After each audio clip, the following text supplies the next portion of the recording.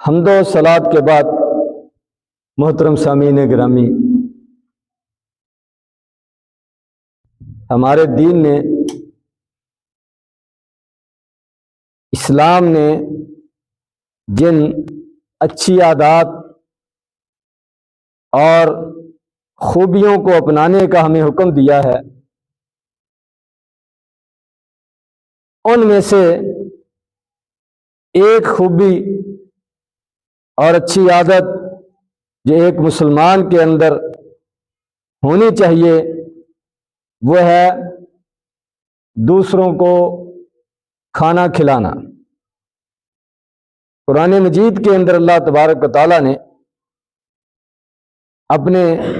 مومن بندوں کی صفت ذکر کی ہے، جنتی لوگوں کی صفت بیان کی ہے۔ فرمایا وَيُطْعِمُونَ الطَّعَامَ عَلَىٰ حُبِّهِ مِسْكِينًا وَيَتِيمًا وَأَسِيرًا، کہ وہ اللہ تبارک و تعالیٰ کی محبت کے ساتھ کھانا کھلاتے ہیں، مسکینوں کو، یتیموں کو اور قیدیوں کو۔ انما نطعمکم لوجہ اللہ، اور کہتے ہیں کہ ہم تمہیں اللہ کی رضا کے لیے کھانا کھلاتے ہیں۔ لا نرید منکم جزاء ولا شکورا، ہم تم سے کسی قسم کے بدلے اور شکریہ اس کا مطالبہ نہیں کرتے، خالص اللہ کی رضا کے لیے، اللہ کو خوش کرنے کے لیے، اللہ سے اجر و ثواب حاصل کرنے کے لیے، اللہ اس کے رسول کا حکم سمجھتے ہوئے ہم یہ کام کرتے ہیں، یہ خدمت سر انجام دیتے ہیں اور ضرورت مندوں کو کھانا کھلاتے ہیں۔ بخاری شریف کی روایت ہے، نبی کریم صلی اللہ علیہ وسلم اپنی امت کو جن چیزوں کا حکم دیا اور حکم دلائی ان میں سے ایک فرمایا فُقُّ الْعَامِيَ وَأَطْعِمُ الْجَائِعَ وَأُوْتُوا الْمَرِيضَ، کہ قیدی آدمی کو چھڑاؤ، اس کو نجات دلاؤ اور بھوکے کو کھانا کھلاؤ اور مریض کی عیادت کرو۔ یہ اچھی عادات ہیں، اخلاق ہیں جن کا نبی کریم صلی اللہ علیہ وسلم نے حکم دیا۔ تو ان میں سے ایک کھانا کھلانا بھوکوں کو، ضرورت مندوں کو۔ بخاری شریف کی ایک اور روایت ہے، نبی کریم صلی اللہ علیہ وسلم سے پوچھا گیا ای الاسلام خیر، کہ کون سا اسلام زیادہ خیر والا ہے، بہتر ہے، یعنی کس آدمی کا دین اسلام وہ دوسروں سے بہتر ہو سکتا ہے، اس کا کیا طریقہ ہے؟ تو فرمایا نبی کریم صلی اللہ علیہ وسلم تطعم الطعام وتقرأ السلام علی من عرفت ومن لم تعرف،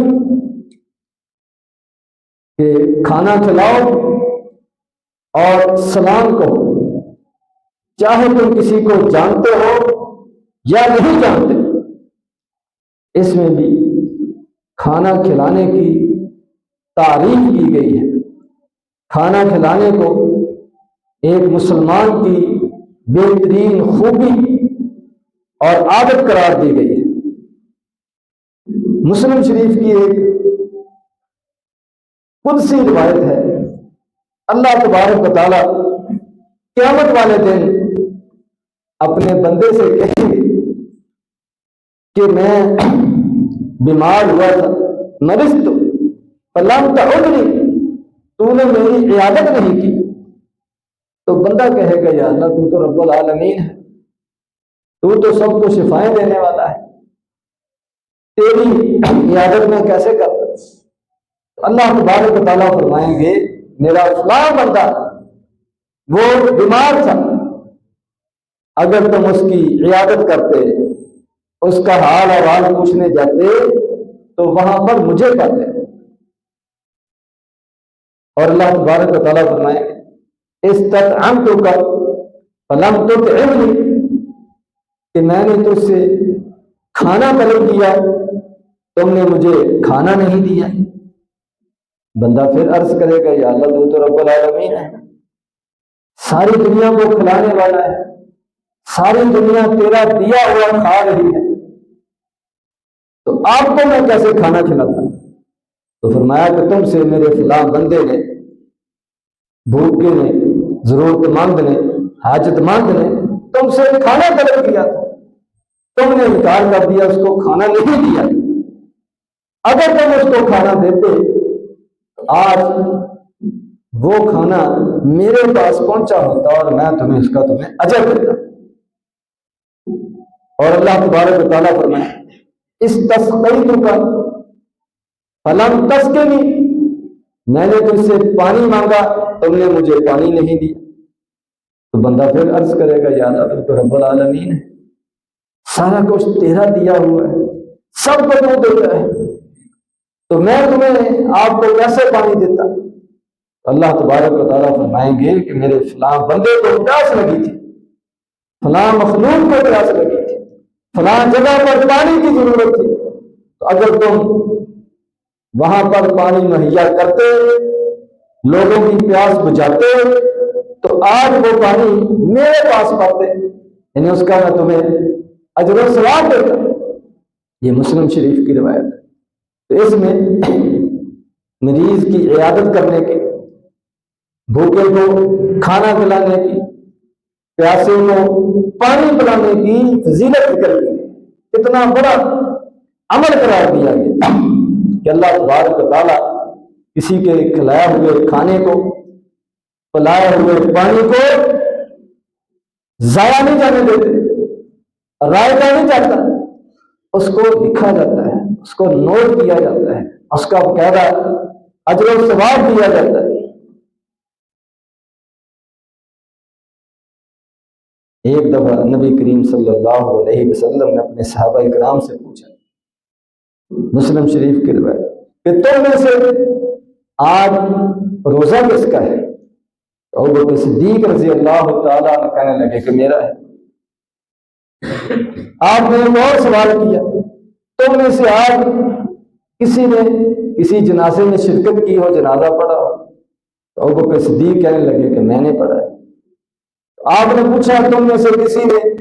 کسی مریض کی عیادت کی ہو، اس کا پتہ دیا ہو؟ تو ابوبکر صدیق نے جواب دیا کہ میں نے عیادت کی۔ تو آپ نے پوچھا تم میں سے کسی نے کسی مسکین کو، ضرورت مند کو، بھوکے کو کھانا کھلایا ہو؟ تو ابوبکر صدیق رضی اللہ تعالی عنہ کہنے لگے کہ میں نے کھانا کھلایا۔ تو نبی کریم صلی اللہ علیہ وسلم بڑے خوش ہوئے، بڑی تعریف کی، اور فرمایا کہ جس آدمی کے اندر یہ خوبیاں، یہ آداب، یہ اوصاف جمع ہو جائیں، لوگوں کو کھانا کھلانے والا، مریضوں کی عیادت کرنے والا، نفلی روزے رکھنے والا، لوگوں کے کام میں شریک ہونے والا، اپنے مسلمان بھائیوں کے لیے دعائیں کرنے والا ہو، داخلہ جنت، وہ جنت کا حقدار ہے، وہ جنت میں داخل ہوگا۔ یہ نبی کریم صلی اللہ علیہ وسلم نے خوشخبری سنائی ان اعمال پر، جن میں سے ایک کھانا بھی شامل ہے۔ ترمذی شریف کی ایک روایت ہے، نبی کریم صلی اللہ علیہ وسلم جب مدینہ منورہ تشریف لائے تو عبداللہ بن سلام رضی اللہ تعالیٰ عنہ ابھی مسلمان نہیں تھے، یہودی تھے، تو ان کو بھی شوق پیدا ہوا کہ میں بھی دیکھوں کون سے نبی ہیں جو مکہ مکرمہ سے مدینہ منورہ تشریف لائے۔ تو وہ آپ کی مجلس میں حاضر ہوئے، آپ کی گفتگو سنی اور اس سے متاثر ہوئے اور مسلمان ہو۔ تو جو آپ نے گفتگو فرمائی اس میں سے ایک بات یہ تھی، افشوا السلام واطعموا الطعام وصلوا والناس نیام تدخلون الجنۃ بسلام۔ کہ سلام کو آپس میں عام کرو اور ایک دوسرے کو کھانا کھلایا کرو اور راتوں کو اٹھ کر نماز پڑھا کرو، نوافل ادا کیا کرو، تم سلامتی کے ساتھ جنت میں داخل ہو جاؤ۔ یہ نبی کریم صلی اللہ علیہ وسلم کا مدینہ تشریف آوری کے بعد جو خطبہ تھا اس میں اہم پوائنٹ یہ بھی تھے، تو اس کے اندر بھی آپ نے کھانا کھلانے کی ترغیب دی۔ تو اسلام میں یہ ایک بہت بڑا نیکی کا کام ہے، انسانی ضرورت ہے، روزانہ اس کو انسان کو کھانے کی حاجت محسوس ہوتی ہے۔ تو دنیا کے اندر انسانوں کے اندر بے شمار لوگ ایسے ہوتے ہیں جن کے پاس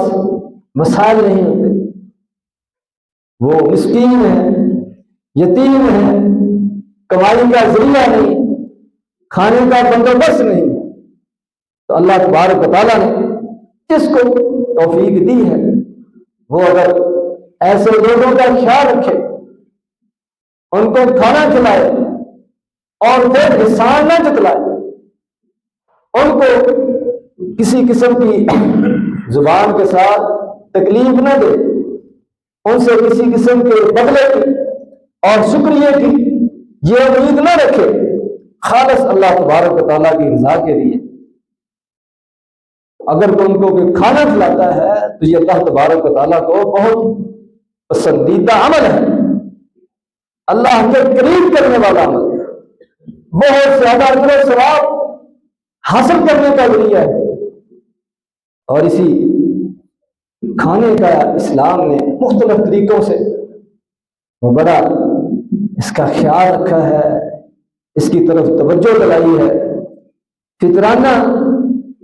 یہ رمضان المبارک کے اختتام پر عید کے موقع پر ادا کیا جاتا ہے، یہ بھی کھانے کی ایک شکل ہے۔ عید الاضحیٰ کے موقع پر قربانیاں کی جاتی ہیں، یہ بھی کھانا کھلانے کی ایک صورت ہے۔ روزے داروں کو افطاری کرانے والے کو روزے دار کے برابر اجر و ثواب کی وہ خوشخبری سنائی گئی ہے، یہ بھی کھانے کی ایک ترکیب کا انداز ہے۔ اسی طرح حج کے موقع پر احرام کی کوئی مخالفت اگر ہو جائے تو اس کے ازالے کے لیے، کفارے کے لیے، فدیے کے طور پر وہ کھانا کھلایا جاتا ہے،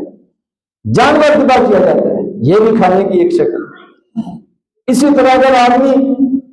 کوئی قسم کھا لے یا نظر مان لے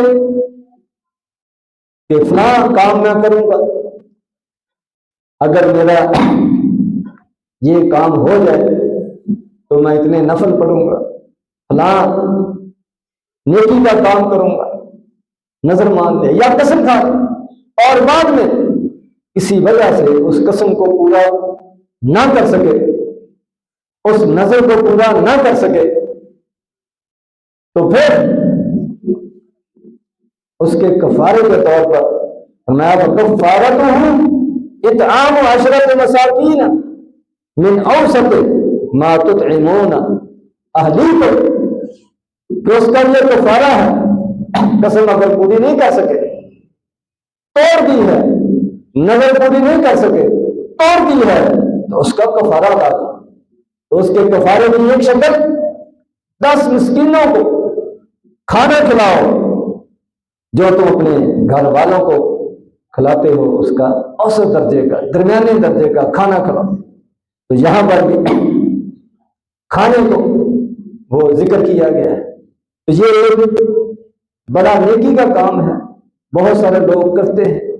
کرنا چاہیے، لیکن اس کے اندر نیت جو ہے وہ اللہ کی رضا، اللہ سے اجر و ثواب کی امید یہ رکھنی چاہیے، اور اللہ اس کے رسول کی اطاعت فرما برداری تو ان کا یہ حکم ہے، اس لیے ہم یہ کر رہے ہیں۔ تو اس سے یہ عمل جو ہے وہ زیادہ اجر و ثواب کا باعث بنے گا۔ مسلم شریف کی روایت ہے، نبی کریم صلی اللہ علیہ وسلم نے فرمایا اذا طبخت مرقۃ اکثر ماءھا، کہ جب تم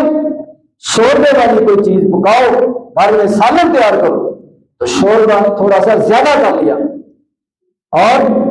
وَتَعَاهَدْ جِيرَانَكَ اپنے پڑوسیوں کا بھی خیال رکھا کرو۔ یعنی اگر کھانا نہیں زیادہ پکا سکتے تو شوربہ تو زیادہ کر سکتے، تو اس میں سے کچھ خود استعمال کرو، کچھ پڑوسیوں کو دے۔ یہ بھی نبی کریم صلی اللہ علیہ وسلم نے ترغیب دلائی۔ اور قرآن مجید کے اندر تو یہاں تک ذکر ہے وَيُؤْثِرُونَ عَلَىٰ أَنفُسِهِمْ وَلَوْ كَانَ بِهِمْ خَصَاصَةٌ کہ اللہ کے مومن بندے